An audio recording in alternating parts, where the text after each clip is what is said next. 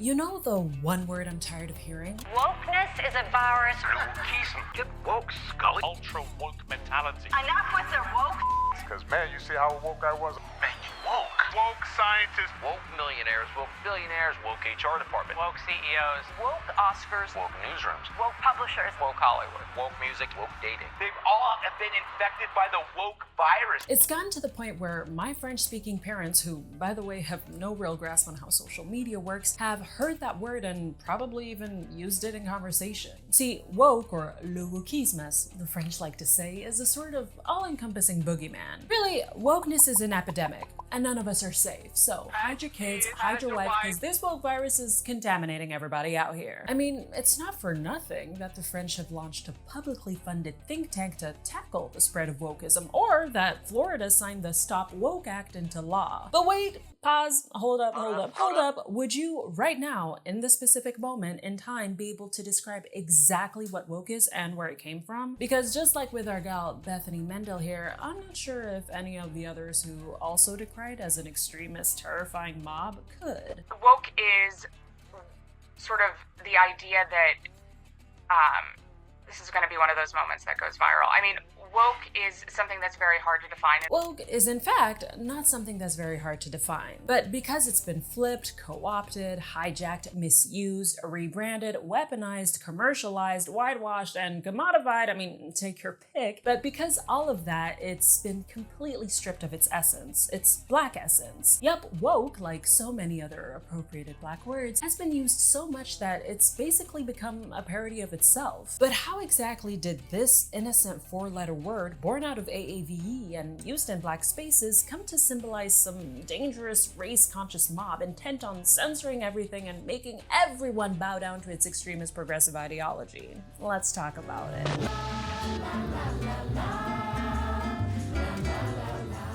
Hello one and all, I'm Tanita D and this is D-Dives, a place where I talk about whatever's piqued my interest. Today, that is this word and everything it encompasses, because how did this little word come to mean so much? Too much, really. I mean, it's gotten to the point where you can't say it unironically anymore, because doing so would open up a whole can of worms. It's effectively become a gimmick, a buzzword.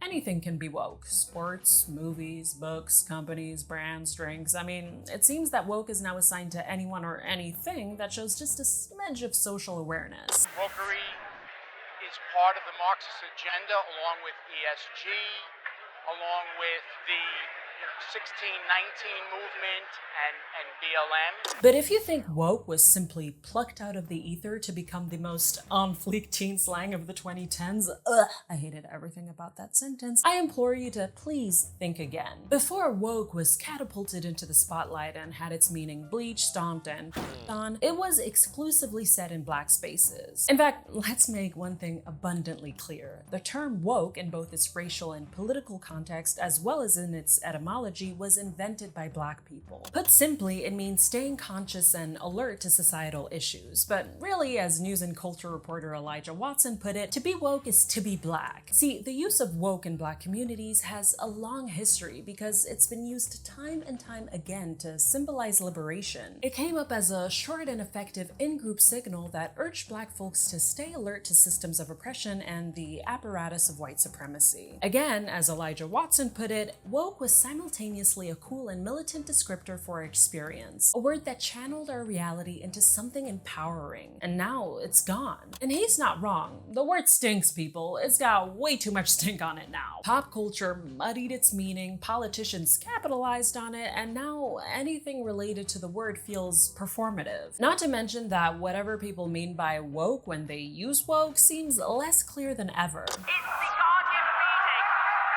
Tofu eating. Wokerati, dare I say, the anti-growth coalition that we have to thank for the disruption that we are seeing on our roads today. Regardless, today I want to take you on a journey beyond the identity politics and into black history and black liberation. Yes, folks, grab your tea and get comfortable because we're diving deep into the history of woke.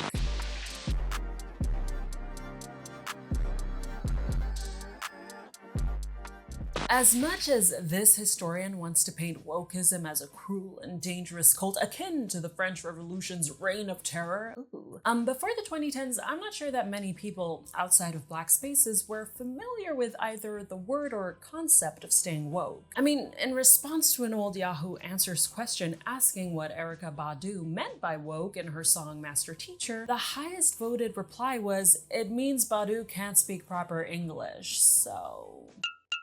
Remember, wokeness at its essence meant waking up to social injustices and staying alert to institutionalized oppression. So outside of Black spaces, it wasn't really a thing. In fact, it's only been a thing recently thanks to, in part, social media and the incessant appropriation of Black vernacular. So to understand how woke went from a Black idiom to a stand-in for an entire political ideology, we've got to go back some 100 years. The earliest known examples of wokeness as a concept can be seen at the beginning of the 20th century. In 1923, social activist Marcus Garvey called on Black folks of the diaspora to wake up and, quote, work towards the one glorious end of a free, redeemed, and mighty nation. To that end, he also said, quote, "The Negro in the United States is today awake. He is beginning to look facts in the face." In fact, in a collection of aphorisms and ideas, aptly entitled The Philosophy and Opinions of Marcus Garvey, Garvey often uses words like wake and awake. If you don't know, Marcus Garvey was a Jamaican-born Black nationalist and a big proponent of Pan-Africanism, or movements that sought to unify all people of African descent. He was a highly influential civil rights activist to the point that he was hailed as a Black Moses and championed liberation through separation. Now, granted, he wasn't without controversy, but what I want to focus on here are his calls for Black folks worldwide to become more socially and politically conscious. As he said, quote, "We must canonize our own saints, create our own martyrs, and elevate to positions of fame and honor Black men and women who have made their distinct contributions to our racial history. I am the equal of any white man. I want you to feel the same way." So around this time, you can see the idea of an enlightened Black consciousness making the rounds, though the word woke in and of itself isn't a part of the Black lexicon just yet. That'll happen 15 years later with Leadbelly's song The Scottsboro Boys. See, in 1938, blues musician Huddie Ledbetter, aka Leadbelly, came out with a song called Scottsboro Boys, where in a spoken afterword he says, "I advise everybody, be a little careful when they go along through there. Best stay woke, keep their eyes open." So I advise everybody to be a little careful when they go along through that, but stay woke, keep their eyes open.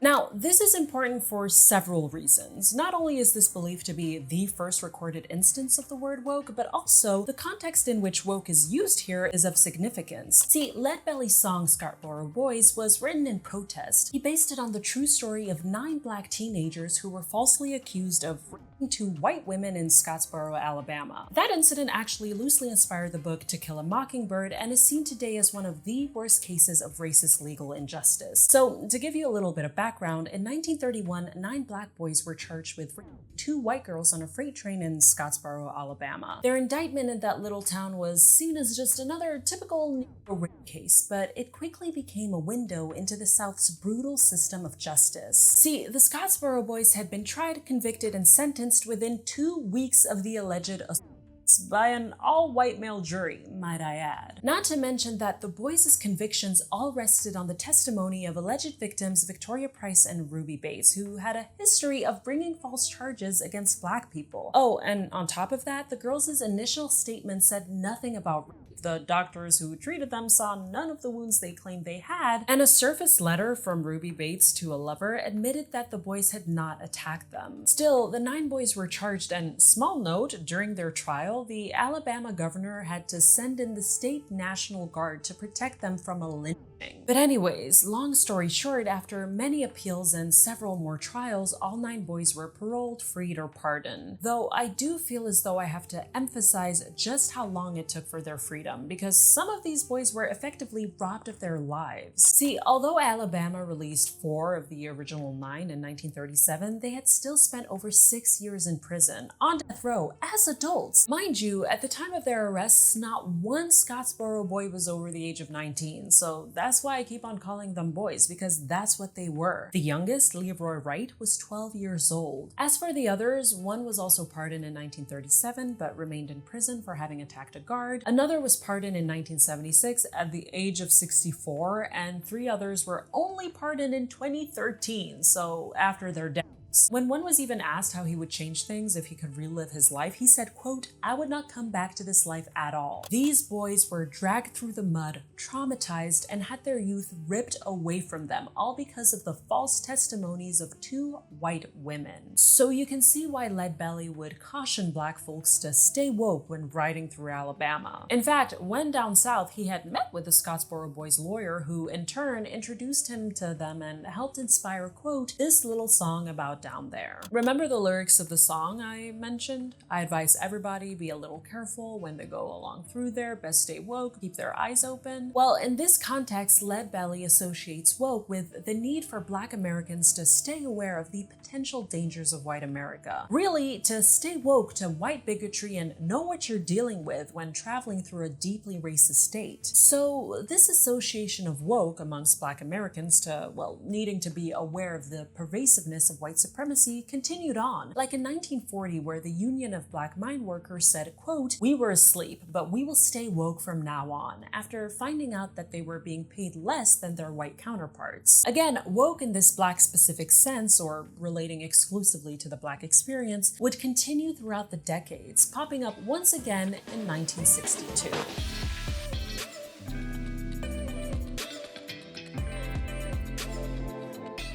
In 1962, a young black novelist named William Melvin Kelly wrote a piece for The Times called "If You're Woke, You Dig It." In it, he talks about the constant appropriation of black American slang by white people who miss and distort the word's original meanings so much that they're then either transformed or abandoned by their black creators. My oh my, looks like we're stuck in a prophetic loop, people, because that's exactly what happened with woke, hence my video. Whew.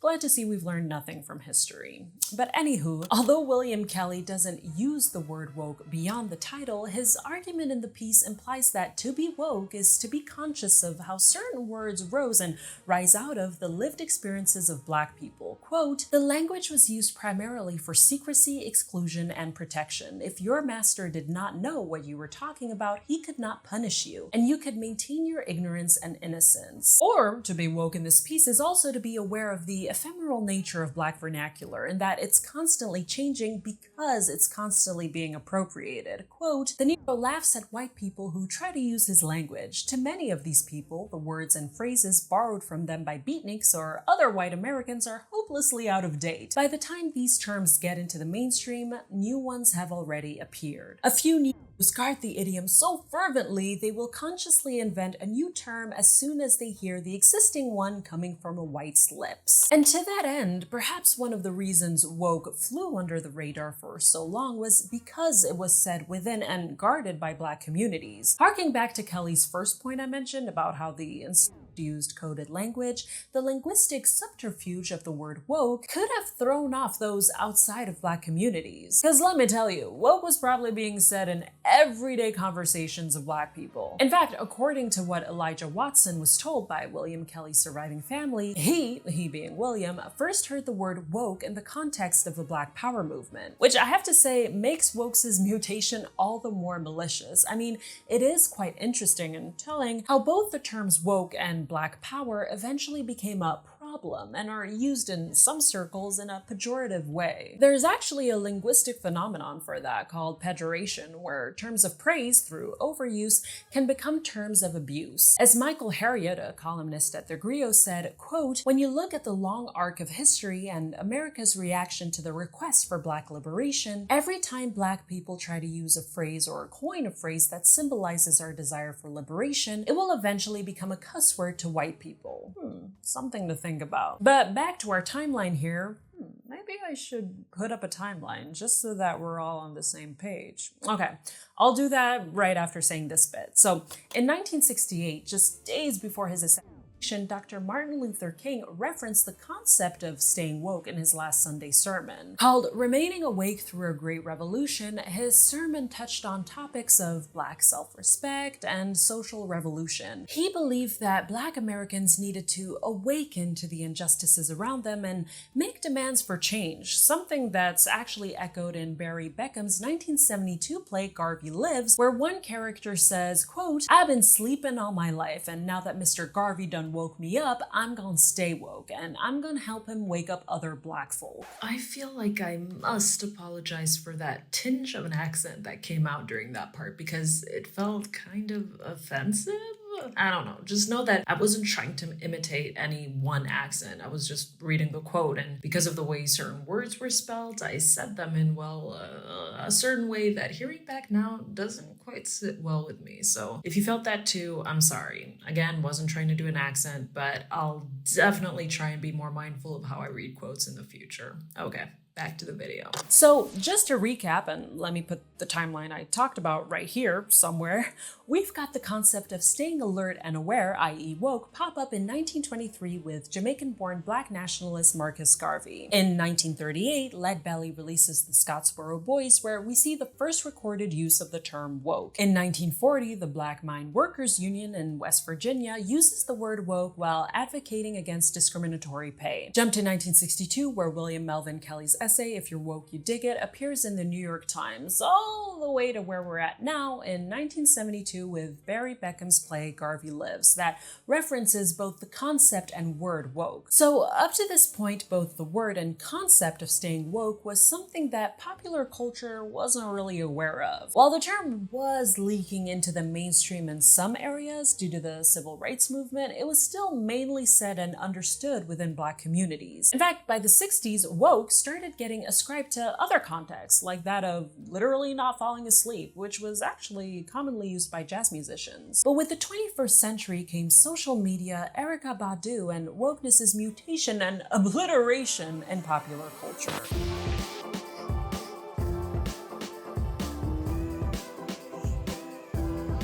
See, right before the 21st century, woke took on three primary contexts within Black communities, which were numero uno, being used as slang for not falling asleep, i.e. to be literally awake; numero dos, being used to cast suspicion on a cheating romantic partner; and numero tres, being the original use of awareness to anti-Black oppression.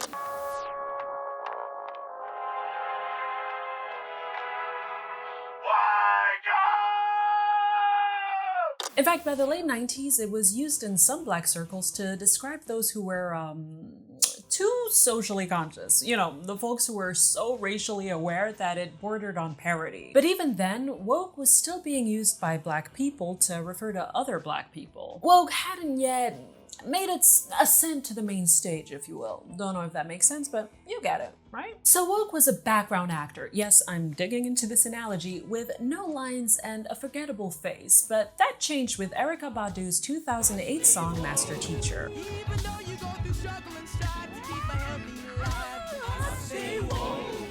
See, Master Teacher, written by funk singer Georgia Ann Muldrow and sung by Erykah Badu, is actually widely credited with reintroducing woke into the modern lexicon.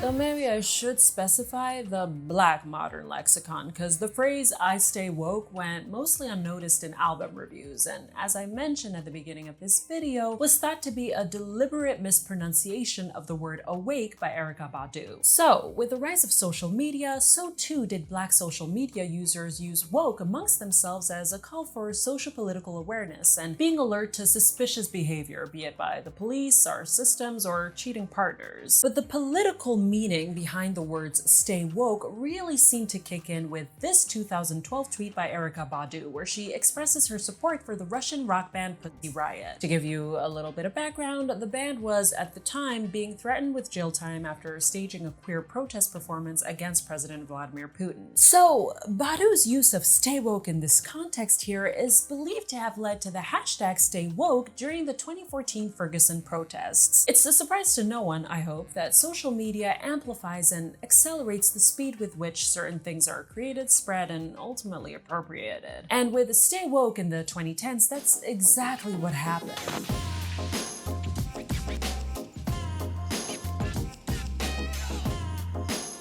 The 2014 deaths of Eric Garner in New York City and Michael Brown in Ferguson, Missouri propelled the Black Lives Matter movement into the spotlight. And right alongside the physical demonstrations, the hashtag Black Lives Matter started being used as a rallying cry for, well, Black lives. That year was a sort of social and racial awakening for many white progressives, and being woke became an important signifier for just how aware one was to systemic injustices and how invested they were in dismantling them. Matter of fact, right alongside Black Lives Matter, the hashtag STAYWOKE also served an important purpose in that it allowed Black social media users to unite around a shared lived experience. A Black Lives Matter member named McKesson actually purposely attached woke to the BLM movement by creating a Twitter account called STAYWOKEBot. He also created an organization called STAYWOKE where users could come together and learn about various ways to combat Trump. And 2 years after the Ferguson uprising, so in 2016, a documentary titled Stay Woke, the Black Lives Matter movement was released. So by that point, woke had morphed into a fully politicized word in America, but not just. The BLM movement actually helped spread it across the pond, like in the UK, where it began taking off in college campuses through Black and white folks who wanted to prove their own racial sensitivities. However, another important change in the life of woke was Childish Gambino's 2016 song Redbone.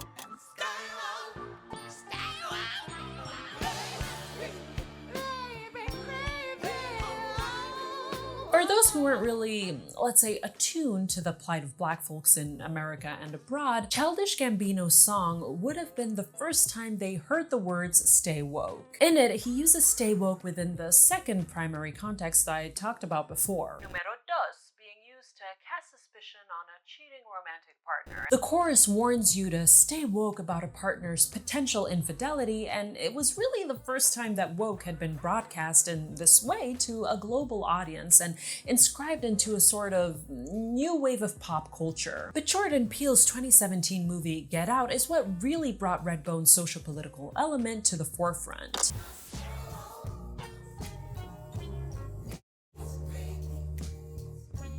See, Jordan Peele specifically chose Redbone as the film's opener because of the Stay Woke chorus. I wanted to make sure we had that our lead, Chris, played by Daniel Kaluuya, was a guy that we believed that he is woke, and you know, obviously when I'm a huge Childish Gambino fan, huge fan of Donald's. I had him in to see the movie. I put the song in there and I was like looking at him like I mean, the movie's about a Black man who must literally stay awake and alert to white suburbia's insidious racism. So by 2017, woke's political usage had fully blossomed. It appeared throughout Dear White People, Empire, Blackish, Insecure, She's Gotta Have It. I mean, it had fully ingrained itself in Black pop culture. But something else happened around that time as well. With social media spreading the word to a larger, wider public, traditional media co-opting it, and white liberals treating it like a badge of honor, woke became ironic. A meme, really. The overuse of woke had paved the way for it to be capitalized on, so it became performative and commercialized, what with a bunch of brands around 2016 using it up, down, there, and everywhere, like some sort of accessory. Accessory being the key word here, because it really was treated like the latest cool thing. Like Bae or On Fleek before it, woke became the latest, coolest teen slang, with MTV going as far as saying that it was among the 10 words a teenager should know in 2016. I mean, the culture around woke and wokeness was really at its height around this time. Articles like 10 under 21 celebs that are incredibly woke, or 15 hot celebs who are also woke AF, or earning the woke badge were being written left and right. The word was completely diluted of its essence. Add to that the progressives who zealously co-opted woke to showcase their virtue, and you're left with a word that's been stripped of its meaning. I mean, it's not for nothing that Stay Woke Twitter, a Twitter subculture that poked fun at people deemed too woke for their own good, popped up around that time. Although, because it was being used so freely everywhere, I mean, you really couldn't escape it, woke was added to the Oxford English Dictionary in 2017 with the definition being alert to racial or social discrimination and injustice. The definition was correct. Sadly, however, because the word had been so misused by that point, what with it being attached to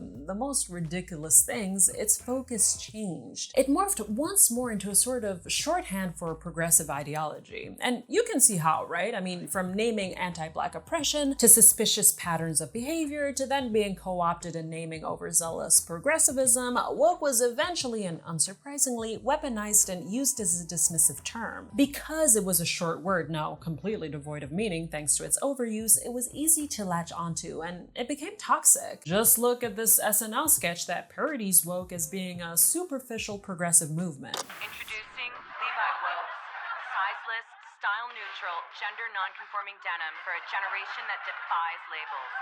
Thus, by 2018, woke was being used to ridicule and condemn performative progressivism. But woke's journey was far from over. It hadn't been fully plundered of its meaning yet. However, once conservatives and non-Americans got a hold of it, well, let's just say that the frenzy around it went into overdrive.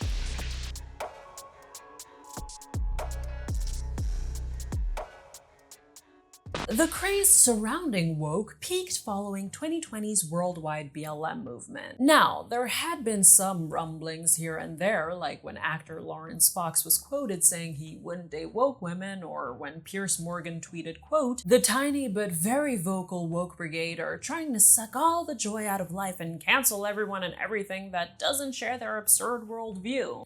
But politicians, notably right-wing politicians, hadn't yet fully embraced wokeness as a useful tool in their agenda. That, my dear friends, would happen after one of the biggest summers of racial reckoning. It's no surprise that anti-Blackness runs deep, and so when America was forced to confront its history of systemic racism in 2020, there was pushback. One of the ways being through the demonization of the word woke. To right-wing politicians, woke effectively became a stand-in for diversity, inclusion, and Blackness. The woke monster is here, and it's coming for everything. Cinderella, they've given it a big woke makeover. Minnie Val's going woke. She's going to be wearing a pantsuit. And James Bond gets a makeover from the woke left. NBA is supposed to be this woke league. Should the average American be upset about this? Absolutely. The Olympics are getting off to a woke start. But what's going on with the wokeification of NASCAR? As Michael Harriot said, quote, "It's hard to get people to demonize human beings and lives and history, but it's easy to get them to demonize a word. And if you can use that word as a placeholder for those people, for caring about those people, then it's easy to demonize instead of saying, we're just gonna stop caring about people." Remember the semantic pejoration I talked about before? There's actually a linguistic phenomenon for that called pejoration, where terms of praise through overuse can become terms of abuse. Well, woke not only went through semantic pejoration, it also went through a semantic bleaching, in that its content was stripped away, bleached, and came to mean anything. Well, anything having to do with race or progressivism. And make no mistake, in the US, woke semantic pejoration was an aggressive and maddeningly successful conservative tactic. Wokeism is about fun. You know what woke means? It means you're a loser. Woke madness, now it's drag queens and children and church.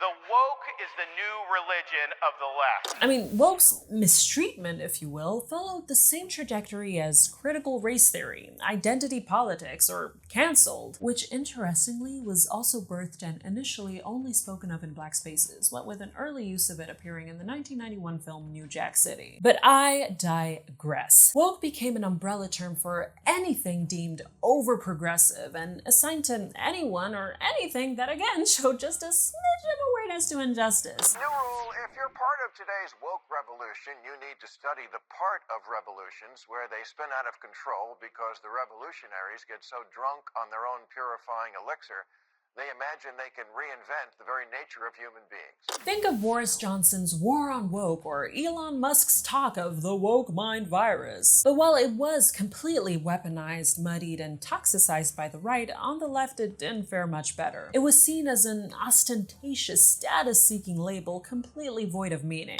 You've heard the word a lot by this point. Woke? Woke. Yeah, woke. Your annoying friend probably uses it. You are so woke.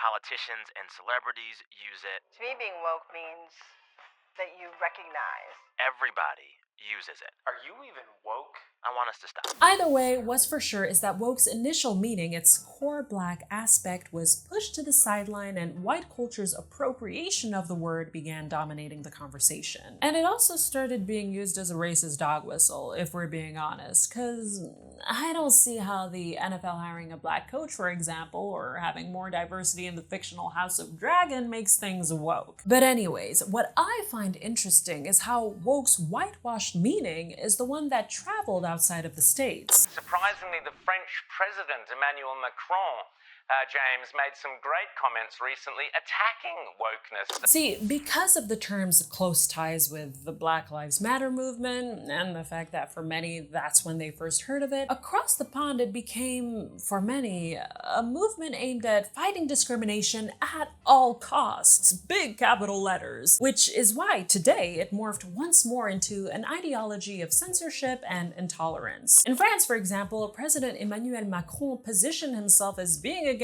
woke culture, and figures like novelist Kamel Daoud called wokeism dangerous and boring. Some seem to think that because wokeism emphasizes race and identity, it's at odds with egalitarianism, and in this case, an affront to French values of universalism, a sort of colorblind approach where everyone, regardless of race, ethnicity, religion, etc., is treated the same. Remember how I said that France launched a publicly funded anti-woke think tank? It's not for nothing that the French have launched a publicly funded think tank to tackle the spread of wokeism. Well, the think tank, le Laboratoire de la République, was set up by former Education Minister Jean-Michel Blanquet, who has said, quote, "Woke ideology reduces people to representatives of groups with fixed identities that eclipse the individual." But to that end, I'd like to pull up a quote from French journalist, writer, and activist Rokhaya Diallo, who has said, quote, "The fight against wokeness, which is called wokisme in France, is meant to just dismiss people who are involved and committed to social justice." She's gone on to say, quote, "The people who say France must protect itself against wokeism are the people who want everything to stay the same, because they are the ones who benefit from the status quo." And I have to say, yes, because the colorblind approach I mentioned earlier, while great in theory, has historically sidelined the experiences of the marginalized. I've talked about the, at times, perverse nature of social media, but one thing it's done a good job of doing is circulating the experiences of those who exist outside of the Western status quo. So in that sense, wokeness isn't about, quote, putting people into tribes in order to control them, as writer Brice Couturier has said, but rather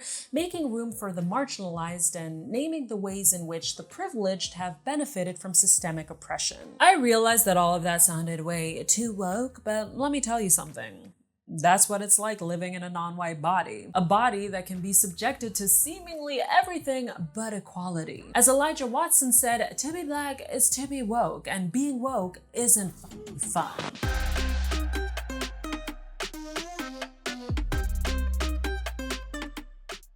So, where are we with the word woke? Where it once encouraged Black enlightenment, today it promotes anti-Blackness. Where it once advocated for liberation, today it promotes fear. And where it once was a quick, sharp call for unity, today it divides. Really, the appropriation of woke, to me, reveals a fundamental truth about Blackness in America and beyond. That Blackness is seen and consequently treated as a trend. Never mind the long history of anti-Black oppression. Never mind the linguistic mechanisms used and created to name said oppression. Never mind the continued slander then theft of Black ideas and contributions. No. All of that doesn't matter. Like many Black words before it, woke has simply become another word in the pejorative glossary. With the military, we're ending woke immediately. You know, I ended woke, totally. And then they, in their first week, they reestablished it. It's crazy. They pay instructors hundreds of thousands of dollars a year. It literally, literally they want our military to be woke.